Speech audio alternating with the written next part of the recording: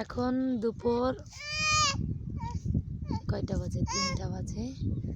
তো আমরা এখন বসে আছি বিলে। এই দেখেন আমার ছেলেটা, ও বাবা, খেলা করছে। আর ওদিকে ওর বাবা ওই হেঁটে যাচ্ছে। আর এদিকে আমাদের ছাগল আছে, এ একটা, আর কই, আর ও একটা, আর কই, ও আর এই দুটো, মোট 4টে ছাগল। আর তার ভিতরে বড় ছাগল দেখেন। আব্বু শিগগির আসেন। দেখেন ডাকার সাথে সাথে চলে আসতেছে। তো এই ছিল আজকের ভিডিও। সবাই ভালো থাকবেন, সুস্থ থাকবেন। আল্লাহ হাফেজ।